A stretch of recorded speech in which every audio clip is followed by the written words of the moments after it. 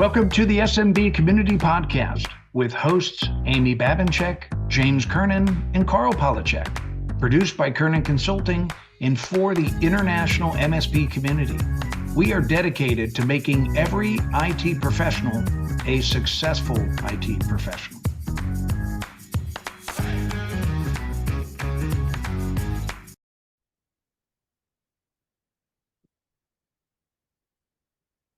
Good morning, everybody.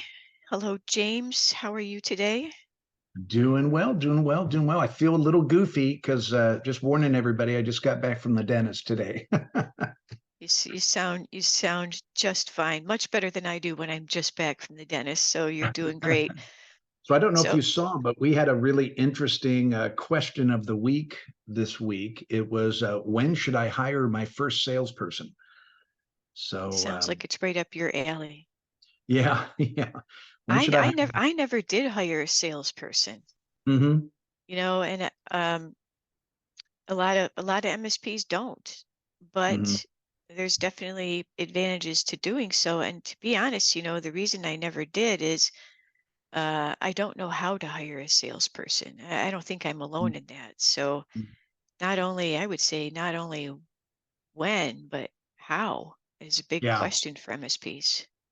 Yeah, that's a good point. You know, how is what does it look like, how to onboard and train and keep them motivated? That's the hardest part that I'll help elaborate on. But when I was asked that question initially, the first thing that came to my mind was most business owners are, the owner operators and they do everything.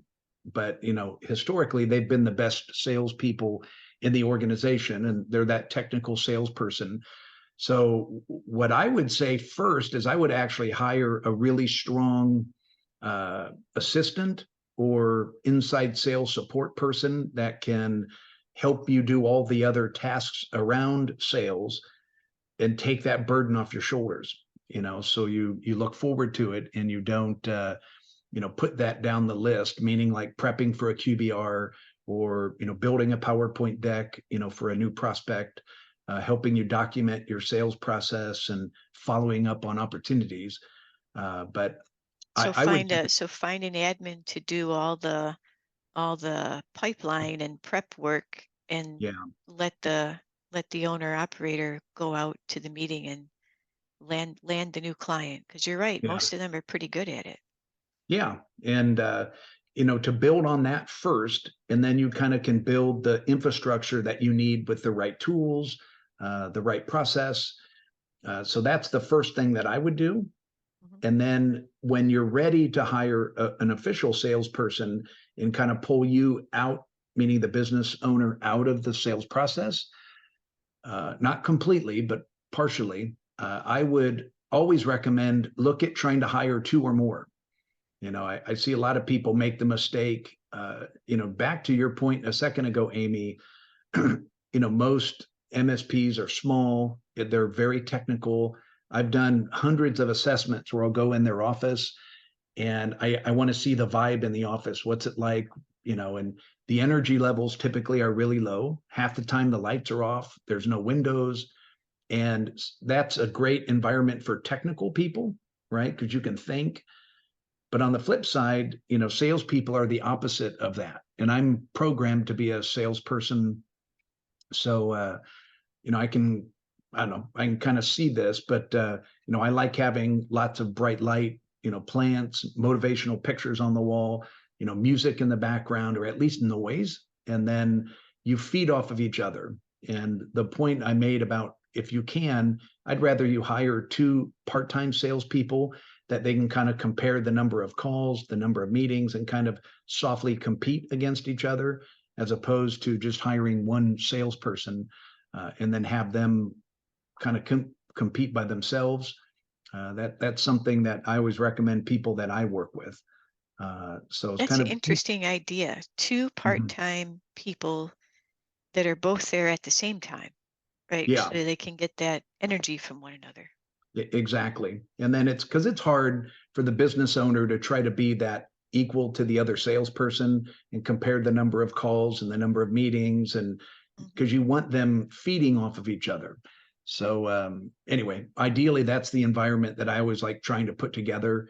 Historically, I'd say the overwhelming majority of the time when somebody just tries to hire one full-time salesperson and the business owner be their coach and help keep them inspired, that typically does not work out. So I'll just say it Yeah. that way. When I see people kind of build out the department and hire two or more, the majority of the time that does work out. And I think it goes right back to the whole point of they feed off of each other. They need something to compare. Anyway, so that was a tough question to answer. I hope that all made sense. Do you have I any think other? those were some good ideas. Mhm. You know, the hiring a full-time salesperson was just really daunting. So I like the ideas that you put out today. I think that'll speak to a lot of people. Yeah. Well, yeah, thank you. Yeah, it's I do that a lot with clients that I work with, and help them recruit, help them attract A players. And I also like, when you can, trying to mix up new energy with old energy.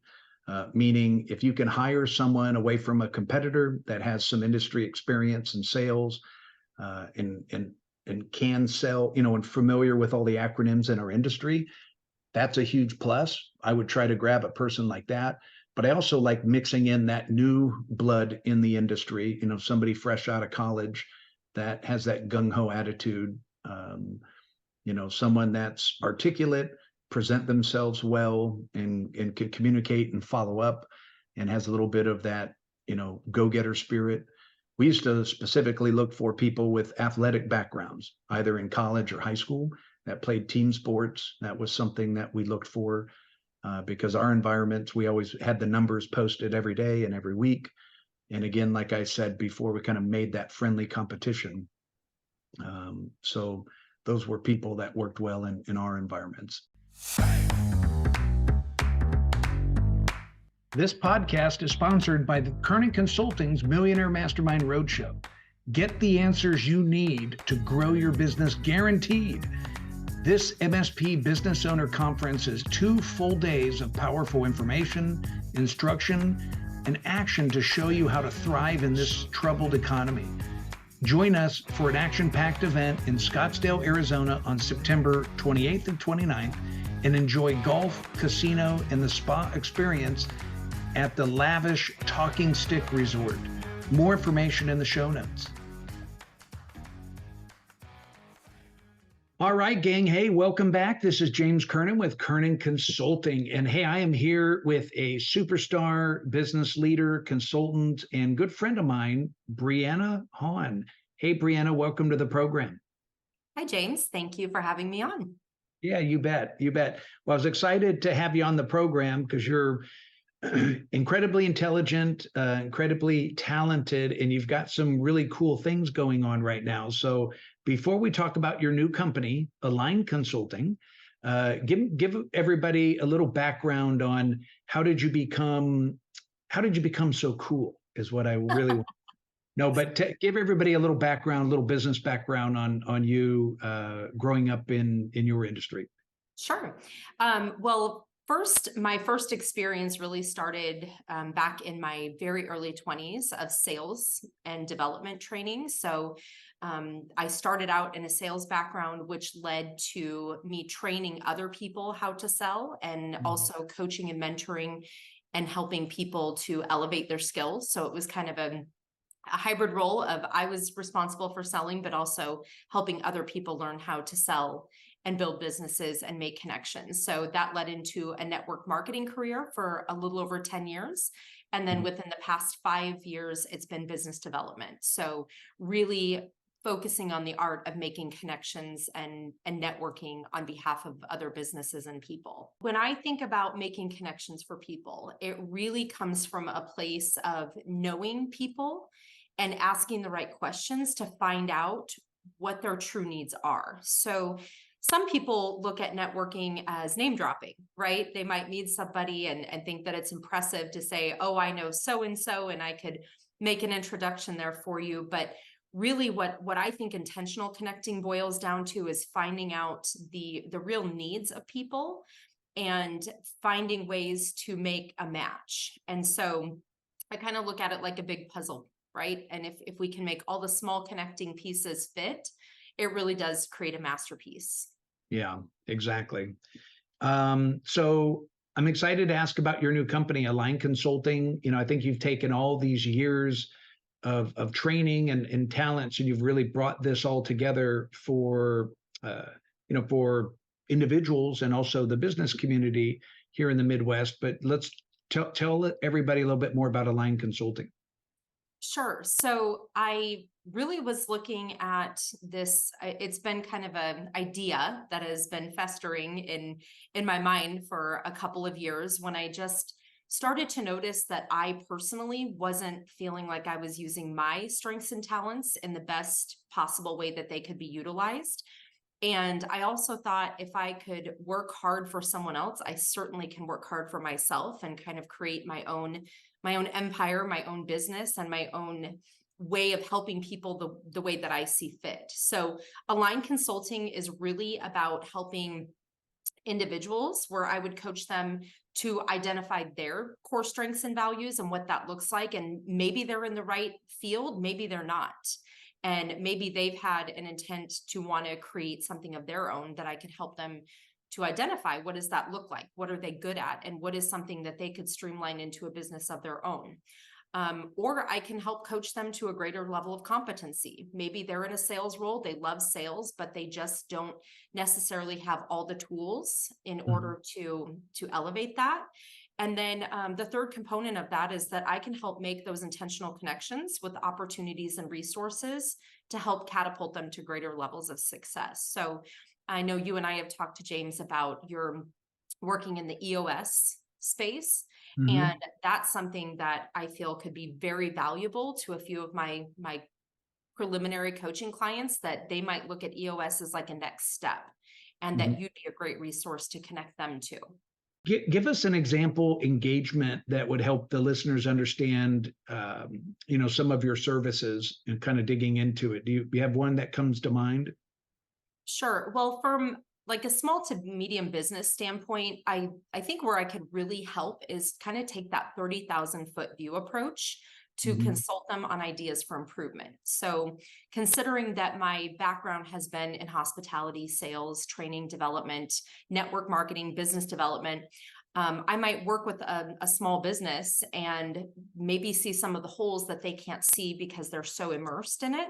But if I could take a higher level view, and, sometimes it's a small business that doesn't have a business development person, or someone that's going and sitting in networking groups and making connections. And so I might be able to help them make those connections, be that resource, that connector that says, okay, you could partner with this person as a community partner or a champion, and you could cross promote each other in your businesses, because it's they're very like industry. And that's one of the ways that I worked with one of my current clients, is they really just needed some direction with their marketing and branding. And I helped point them in the direction of, these are the people you need to know. This is how the team could form. And then I've also worked, with a company that does sales for a certain product. And so I coached one of the account managers, the sales reps, on just helping them to expound upon their network and maybe some fresh ideas on ways that they could make new connections, rather than just the traditional cold calling or showing up in a networking event and passing out a business card.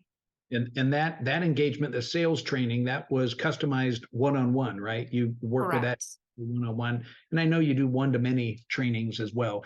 I have to ask, going backwards on your resume, when you were that sales trainer, right? Did the corporation give you the content they wanted you to train on, or did you create completely custom all your own content, or did you take what they gave you and put your own fingerprint on a little bit? What did that look like? The corporation that I worked under, the restaurant group, they had already created sales training manuals. And so my implementation of it was the way that I delivered the information to help people retain it. So I took what they created, and then I kind of customized it, tailored it a little bit to the individuals to help them really retain the information and understand what they were learning. So that part of it, I could use a little bit of creativity. Learning what I learned, I feel very confident now that I could be able to kind of create my own processes for industries that might need a little bit of a, enhancement or a training manual in place. Not to step on any HR toes, but it's kind of more of just maybe a little bit of a blueprint, or even, again, like I said, an enhancement to something that they already have. Or I could take their training and teach them ways to implement it in a way that people actually understand it and grasp onto it, and that it becomes a little bit more tangible and livable. You've got such a diverse background. Now you've started your own company with Align Consulting. What are you really passionate about? Why do you do what you do? So that was one thing that I felt was lacking in my other previous careers, or I guess I should say most recent careers, is I just didn't feel the sense of fulfillment for what I was doing. And I had to look at what exactly gets me up in the morning and what gets me motivated and excited to get out and go tackle the day. And one of the first things I identified is that I really wanted to work for myself. Is that I wanted the freedom and the flexibility to be able to create and design my life the way I want it to look. And so that was the first motivator, is just being able to design my day. The second thing is that I really wanted to help other people with making connections. When I can connect two people and there's a match and there's a win for them, that feels like a win for me. Or if they take something from something that I have to offer, that feels like a win. And you and I have both probably, been eating drinking personal development for the last, 15, 20 years. So there's really nothing that's new out there. It's all the same content, but it's the way that we digest it, and it's the way that we're able to make sense of it for other people. And that's why this space is big enough for everyone, is that you're going to find an audience that connects with you. I'll find an audience that connects with me, and our connections might be very vast and very different. Yeah. And, so it's really just me finding the niche of people that need what I have to offer, and the connections that I have and the resources. And that feels like a win to me. That's what gets me up every day. That's awesome. That's awesome. Well said. Well said. I love it. Thank you. Let me just ask, any final words of wisdom about being successful in today's crazy world?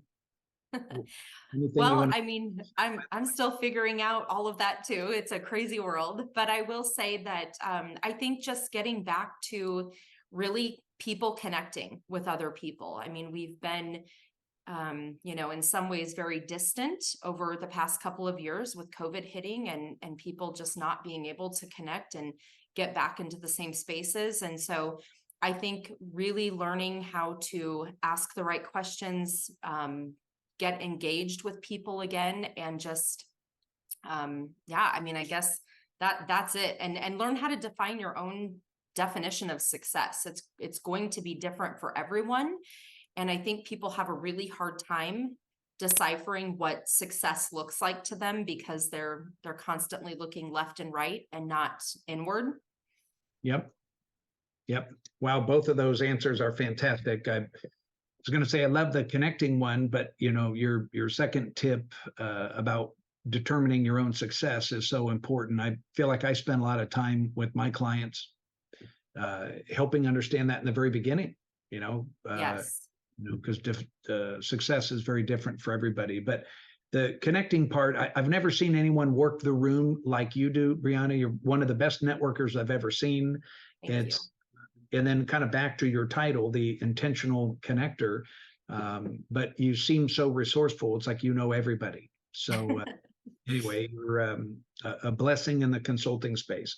So I follow your podcast. Your podcast is incredible. But I wanted to ask you, how can people follow you? How can people get in touch with you? What's the best ways to do that besides the podcast or social media? What's the right way to do that?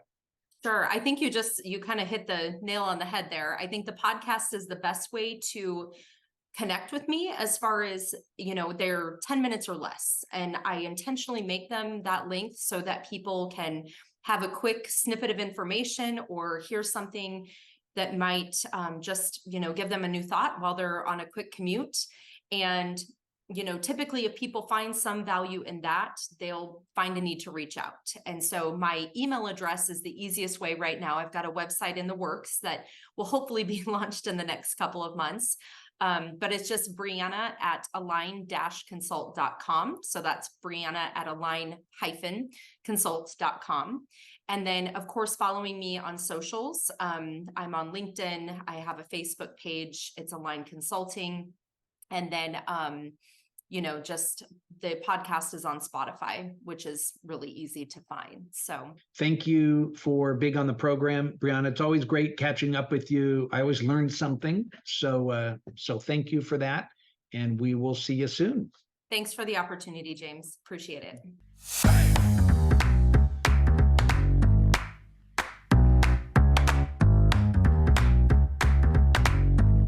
So what else is happening in the news? It's been a busy couple weeks, really. It has been a big news week. It really has. And some very interesting stuff that we either haven't seen before or haven't seen in a long time.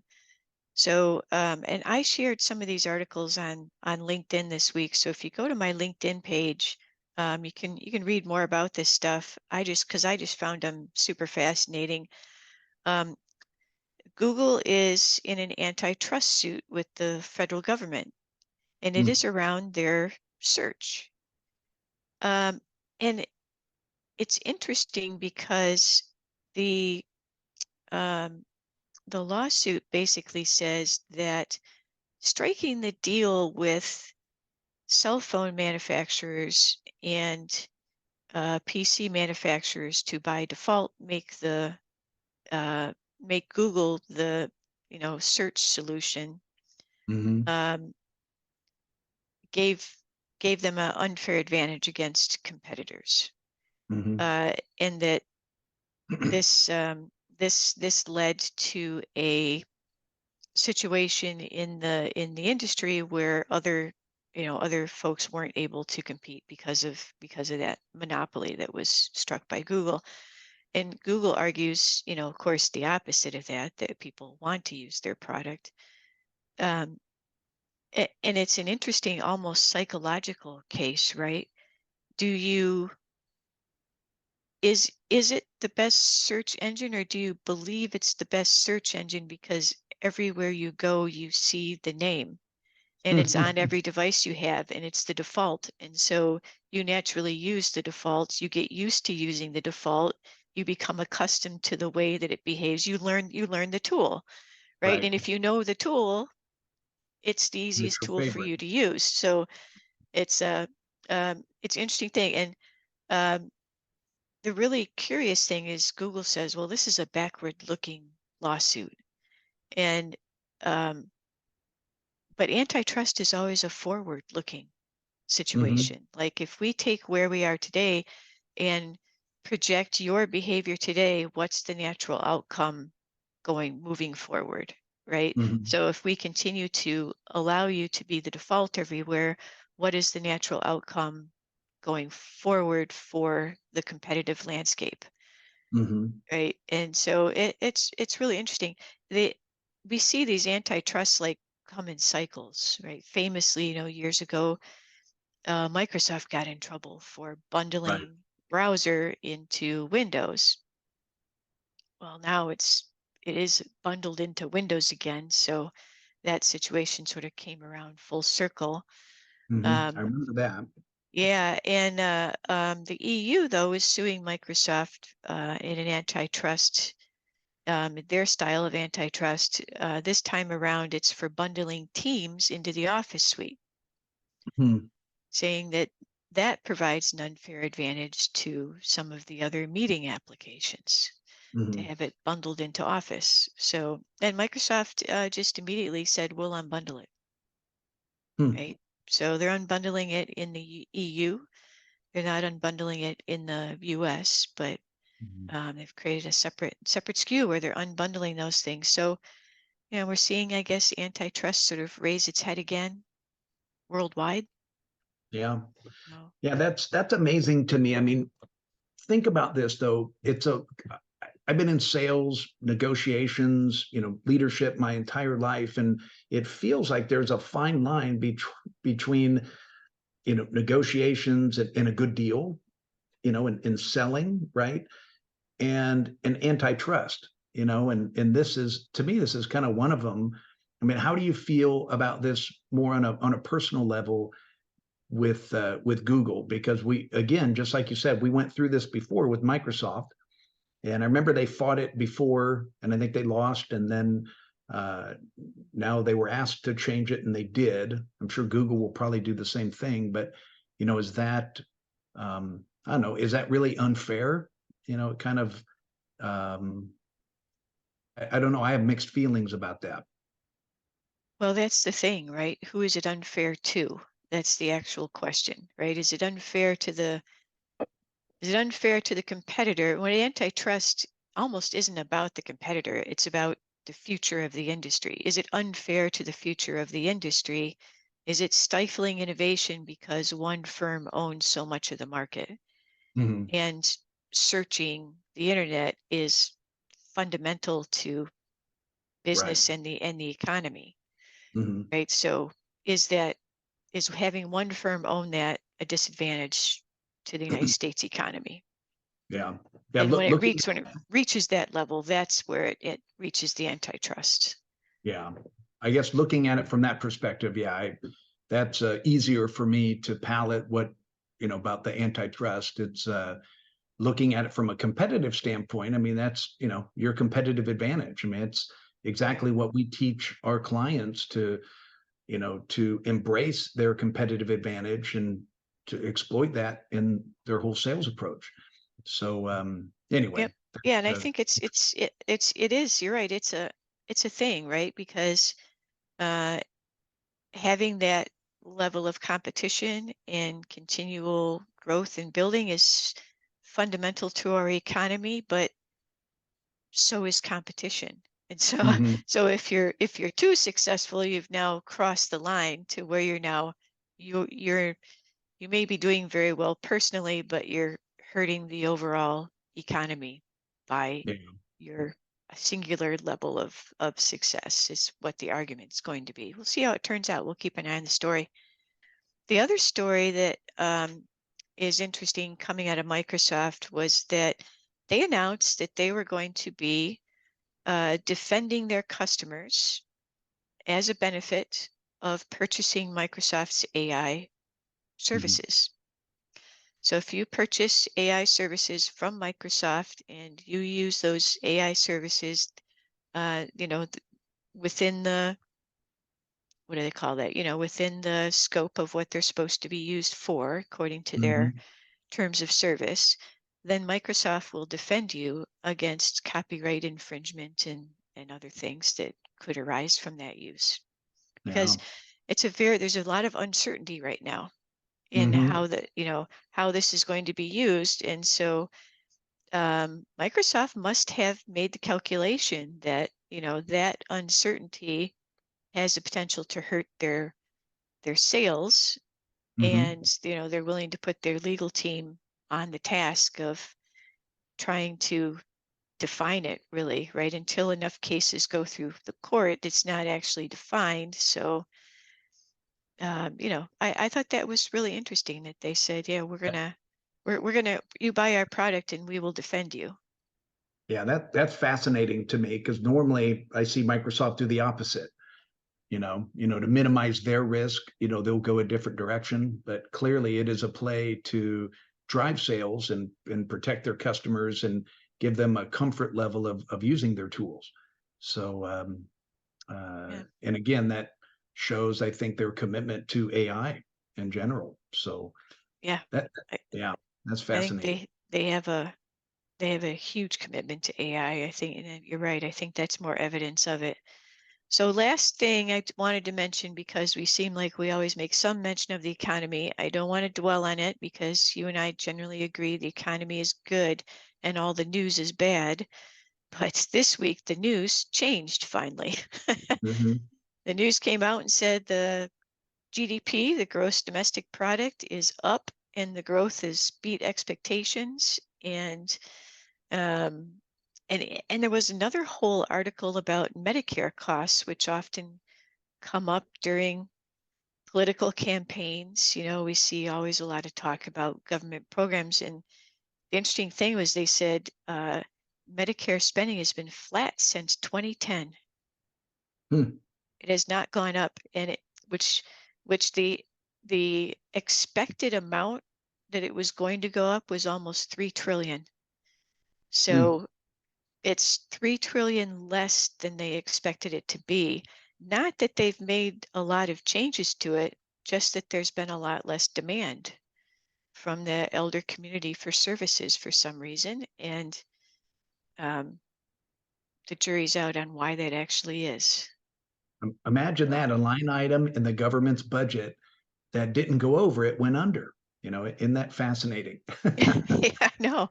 I know. Doesn't And they're sort of Yeah. like, why did this happen? Like, and it's clearly it's a thing because hasn't gone up in 13 years. So it's like it's like, Yeah. yeah, it'll be an interesting thing that I'm sure they're gonna study and figure out exactly what is happening with it's got to almost be a demographics thing, right? Because you don't get Mhm. Medicare until you're 65.